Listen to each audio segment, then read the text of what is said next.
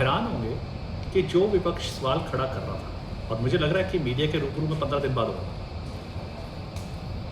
Agenda, table agenda पहली बार नहीं आए, पहले भी टेबल एजेंडा आते रहे हैं जब से ये कॉर्पोरेशन बनी।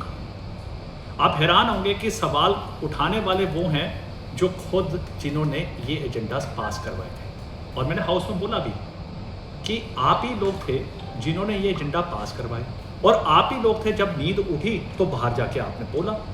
तो जब ये हाउस में आया तो आप लोगों ने क्यों नहीं इस पर किया? हाउस में काउंसलर्स का बोलने का धर्म होता है, चेयर सुनती है हाउस को, काउंसलर्स को।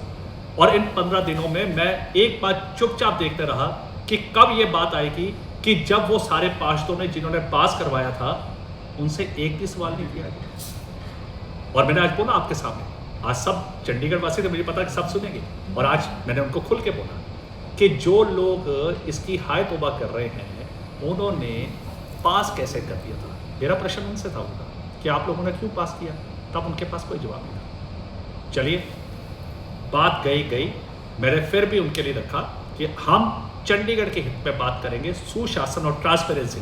सौरभ जोशी ने पहले भी कहा था जीरो टॉलरेंस अगेंस्ट करप्शन। जब 227 करोड़ की बात आई थी, वेरी नेक्स्ट डे मैंने वो चिट्ठी लिखी थी कमिश्नर को कि इस पर इंक्वायरी करो, रिपोर्ट करो और एक्शन लो। और मुझे खुशी है कि रिपोर्ट भी सबको पता लगनी शुरू हो गई है कि उस पर एक्शन होना शुरू हो गया, और उसके बाद यही पार्षद कह रहे हैं इन पर एक्शन नहीं होना चाहिए।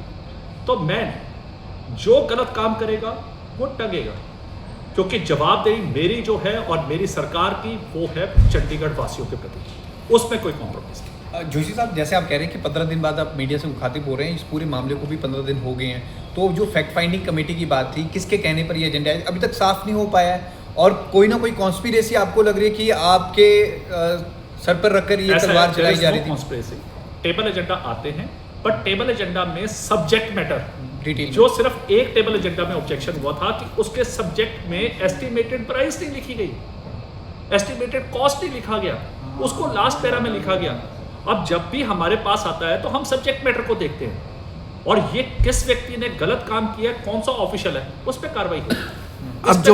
अब जो पिछले एजेंडे थे वो सारे खत्म कर दिए, कैंसिल कर दिए गए साहब। वो तो मैंने कल ही स्टेटमेंट आपको आ गई थी, और मैंने 3 दिन पहले ही कह दिया था कि हम विस्तृत में करेंगे, और इसको वापस किया और नल एंड वॉइड डिक्लेयर भी करवा दिया हमने। देखिए, बड़ी क्लैरिटी है, करप्शन के अगेंस्ट सौरभ जोशी की जीरो टॉलरेंस थी, है और रहेगी। हमारी सरकार क्लैरिटी से काम करेगी, पारदर्शिता से काम करेगी।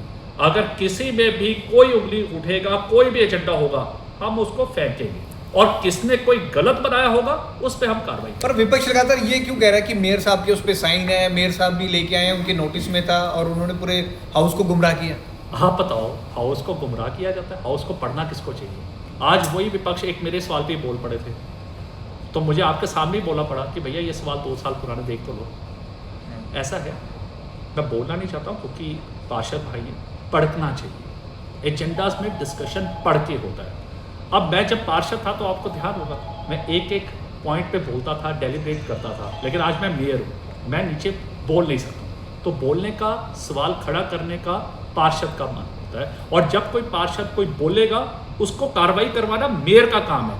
आज आप देख रहे हैं पानी वाला मुद्दा, आज जो पूरे शहर में हुआ है हाहाकार, कल एफएनसीसी को मैंने डेफर किया गुस्से में, और आज ही मैं गुस्से में बोला कि चंडीगढ़ में लोगों के घरों तक पानी घुस गया, और हमारी क्यूआरटी टीम कहीं भी नजर नहीं है, क्विक रिस्पॉन्स टीम। आप सोचिए, चंडीगढ़ का मेयर जाम में फंसे होने के बावजूद स्कूटर लेके गया। मेरी ऑफिशियल गाड़ी नहीं थी उस दिन, आप पता कर लीजिए, ऑफिशियल गाड़ी नहीं थी, ऑफिशियल स्टाफ मेरे साथ नहीं था, मैं अकेला घूमा, मैं अकेला लोगों तक पहुंचा, लेकिन क्विक रिस्पॉन्स टीम क्यों नहीं पहुंची?